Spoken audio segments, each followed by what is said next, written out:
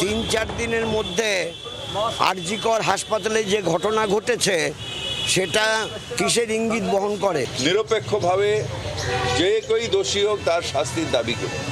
আবার বিতর্কে আরজিকর হাসপাতাল। লিফট বিপর্যয়ে পুনরাবৃত্তি এড়াতে আরও একজন মুমূর্ষু ষাটোর্ধ্ব রোগীকে কার্যত মৃত্যুর মুখে ঠেলে দেওয়ার অভিযোগ উঠল।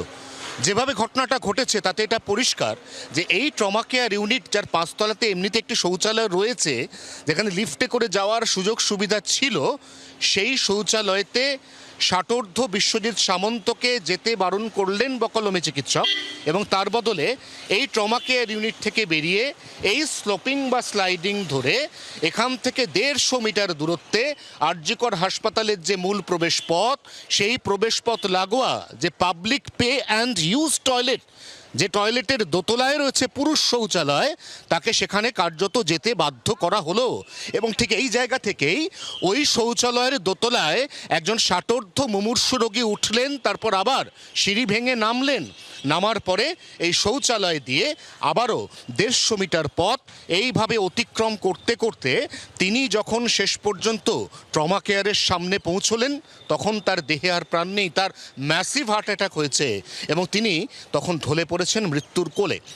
হাসপাতালের যে চিকিৎসক ওই রোগীকে ওখান থেকে বার করে এই শৌচালয়ে যাওয়ার পরামর্শ দিলেন, তিনি কি জানতেন না শৌচালয়টি দোতলায়?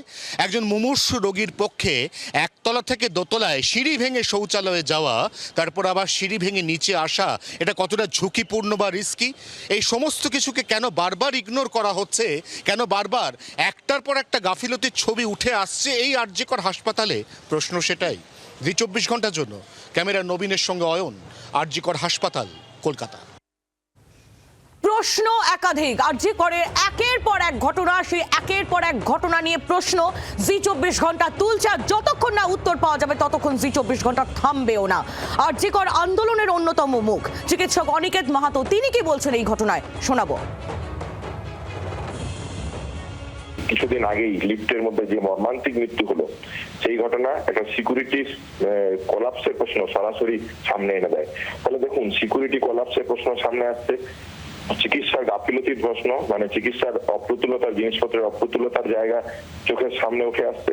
তাহলে আপনারা যে কথাটা আগেও বলেছিলাম, আবারও বলছি, বারবার বলছি, সেটা হচ্ছে ডিএমই, ডিএইচএস, প্রিন্সিপাল সেক্রেটারি এবং local authority principal, MSUB, assistant super, এই সামগ্রিককে স্বাস্থ্যমন্ত্রীকে নিয়ে তৈরি করা যে আমাদের হেলথ সিস্টেম, সেই হেলথ সিস্টেম আদৌ কি আমাদের স্বাস্থ্য পরিষেবা দিতে চায়? যদি চায় তাহলে আলোচনা প্রশ্ন, না হলে সাধারণ মানুষ আরজিকর আন্দোলনে যেভাবে সরকারকে মনে করে দিয়েছিল স্বাস্থ্য ব্যবস্থার চিত্র, সাধারণ মানুষ, জুনিয়র ডাক্তার, সিনিয়র ডাক্তারকে, নাগরিক সমাজকে ঠিক সেই পথেই হাঁটতে হবে। এই বিষয়ে রাজনৈতিক প্রতিক্রিয়া উঠে আসছে, আপনাদের শোনাবো। বর্ষান বাম নেতা বিমান বসু তিনি কি বলছেন, এবং তার পাশাপাশি রাজ্যের বিদায়ী মন্ত্রী ফিরহাদ হাকিম, তারই বাকি বক্তব্য শুনুন। 3-4 দিনের মধ্যে আরজিকর হাসপাতালে যে ঘটনা ঘটেছে সেটা কিসের ইঙ্গিত বহন করে? ভালো হাসপাতালটাকে কোন জায়গায় নিয়ে গেছে? অভয়াকাণ্ড হয়েছে।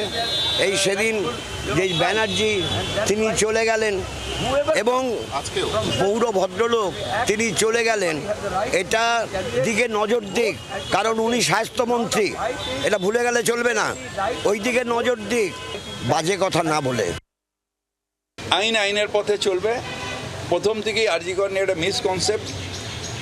আমরা রাজ্য সরকার নিরপেক্ষভাবে যে কেউ দোষী হোক তার শাস্তির দাবি করি, এবং ভেতরে কী হয়েছে, আজকে কী হয়েছে আমি জানি না, কিন্তু প্রথম দিন থেকে নিয়ে এখনো পর্যন্ত যে গাফিলতি হবে তার আইনত বিচার হবে। বাংলার আওয়াজ, বাঙালির আবেগ, জি24 ঘন্টা।